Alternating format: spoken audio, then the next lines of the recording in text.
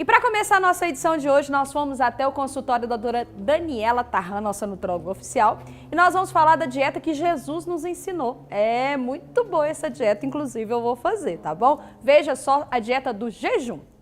Bom, gente, nós já estamos no ano de 2017, né? A doutora Daniela Tarran já está trabalhando, graças a Deus, de vento em polpa. E nós vamos falar de assuntos, assim, muito interessantes esse ano. Em primeiro lugar, é aquelas dietas da moda, né? Que a gente já até comentou na matéria passada. E a gente vai dar uma continuidade para você ter uma noção. O que são? O que tem de bom e o que tem de ruim? Vale a pena ou não vale a pena? Ela vai estar explicando para nós e você vai ficar sentadinha e escutando, porque é muito interessante, porque todo mundo quer emagrecer, mas emagrecer de maneira saudável. Doutora Daniela, realmente, essa palavrinha emagrecer todo mundo quer, e nutrólogo, ele é especialista que nos ajuda nessa meta diária de manter o nosso peso e também nossa saúde, né? Daniela, e essas dietas, como a gente já falou na passada, a gente precisa ter um acompanhamento, saber como que funciona essa dieta. E hoje nós vamos falar do jejum intermitente. Aquela pessoa que fica um período sem comer, sem se alimentar, mas depois ele volta a se alimentar, e você vai explicar para nós direitinho como é que funciona. Seja bem-vinda e feliz ano novo, né? Bem, Dani, feliz ano novo.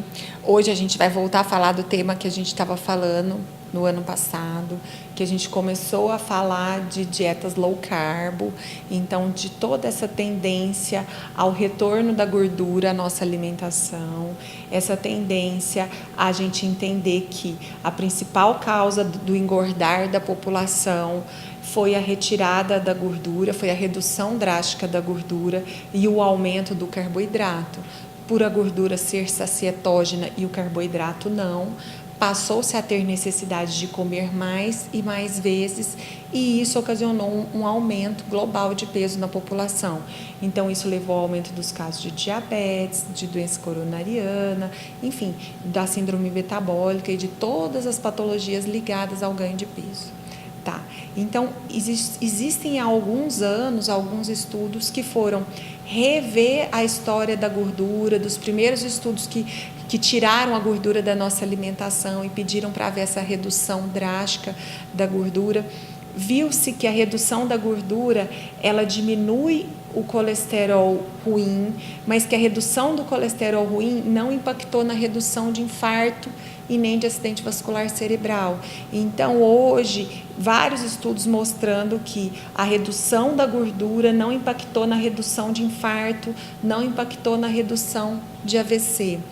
E, ao contrário, impactou no aumento de diabetes, no aumento de síndrome metabólica, tudo isso. Daniela, eu sou da família do interior, estamos no interior, Uberlândia é uma cidade do interior, mas eu venho de uma cidade menor ainda, que é Iturama, e eu morei, né, na fazenda. E na fazenda a gente tinha o hábito de alimentar na banha, de comer muita gordura, comia muita carne de porco, né? Muita banha. Banha era uma coisa muito comum na nossa vida, né? E a gente via, lógico que naquela época era outra época, as pessoas faziam mais atividade física, mas a gente via muito pouco pessoas obesas e muito poucos ter essas mortes súbitas. Quando tinha, é porque era falta de remédio, não tinha, sabe, que não tinha muito recurso, que a gente falava antigamente. Isso, realmente, eu creio que o que você está falando, essa pesquisa, ela tem todo embasamento, principalmente naquilo que a gente já viveu. E eu tenho certeza que tem muita gente em casa que viveu essa realidade e fala, nossa, mas antigamente meu avô, minha avó era tão saudável, por que agora não? Pois é, aí a hora que a gente vai conversar sobre esse assunto da gordura, as pessoas voltam e contam, porque quando eu era criança, porque meu avô, minha avó, então assim, a gente vê que isso faz todo sentido e as pessoas entendem o sentido disso. E aí, o que acontece? Então, hoje, como eu falei na última entrevista, está existindo uma volta dessas dietas low carb, a dieta paleolítica, que é comer o que se comia há milhares de anos atrás. Então, não tem muito alimento industrializado nesse tipo de dieta, não vai ter muito pão, nada do que veio nos engordando. Vai ter fruta, legume, tubérculo, carne, é o que se encontra na natureza. É claro que a fruta moderadamente, porque a gente não é qualquer fruta e a gente sabe do teor de frutose desses alimentos. Mas o que tem se discutido agora muito é a necessidade de comer de 3 em 3 horas. Existe essa necessidade? Porque quando eu vou comer gordura, eu não tenho necessidade de comer. Você fica sustentada, né? Eu fico saciado, então eu não preciso comer. Então hoje existe uma nova dieta que a gente tem usado e que tem tido um impacto muito interessante em pacientes com obesidade central, em pacientes com resistência insulínica. Não só como emagrecedor, mas um impacto muito bom no controle da fome, no controle do apetite. Então, a gente sabe que o carboidrato é o principal mediador da fome, e aí a hora que você tira esse carboidrato desse paciente, você vai dar proteína e gordura para ele comer, a fome dele vai ser muito mais controlada. Então, hoje a gente tem falado muito sobre jejum intermitente, que é o que eu queria, estava fazendo essa reintrodução para falar disso. O que seria o jejum intermitente? Bom saber, isso é uma dúvida muito comum hoje. O jejum intermitente é você passar várias horas sem comer e comer só num número determinado de horas do seu dia.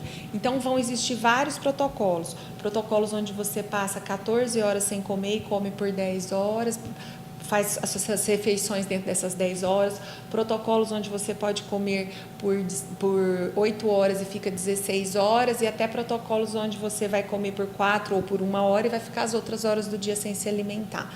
Na verdade, o que eu tenho usado mais no consultório são os protocolos de 14 por 10 e de 16 por 8. Qual que é o paciente que tem principal benefício disso?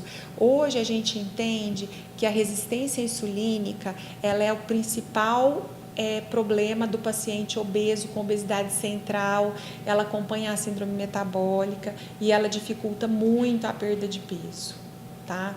Então, hoje a gente sabe que esse paciente com resistência insulínica, ele vai ter uma resposta muito boa na resistência insulínica. Muito bom. Então, ele vai controlar a fome, ele vai controlar a necessidade do doce, a necessidade do pão, do arroz, do macarrão. Que é um vício para muitas pessoas. Que é um vício para muitas pessoas, da bala. Mas existe toda uma discussão em torno disso, porque não é qualquer paciente que se adapta ao jejum intermitente e não é qualquer dieta que você... Jejum intermitente não é simplesmente você só comer ao meio-dia e às 6 horas da tarde. Não é qualquer alimento que você pode comer para o seu jejum intermitente dar certo. Tem que ser uma dieta elaborada e tem que ser introduzida gordura na alimentação desses pacientes. Por que a importância de introduzir a gordura? Por causa da saciedade que a gente falou agora mesmo. E tem que ter uma limitação do carboidrato, porque se eu simplesmente só resolver comer a minha alimentação do dia a dia com arroz, feijão, pão e macarrão, mas eu só comer 2 vezes ao dia, o jejum intermitente ele não vai dar certo. Isso não vai se chamar jejum intermitente. Por quê? Porque eu vou continuar do mesmo jeito, isso não vai me ajudar. É muito importante fazer a dieta adequada para o jejum dar certo, porque se eu fizer um jejum entupido de carbo, comendo o que eu gosto, mas comendo menos vezes por dia, eu vou perder massa magra. E aí, se eu fizer um jejum intermitente correto, do protocolo bem feito, eu não vou ter perda de massa magra. Então, é muito importante a pessoa ter essa visão, que o jejum não é simplesmente parar de comer por algumas horas do dia.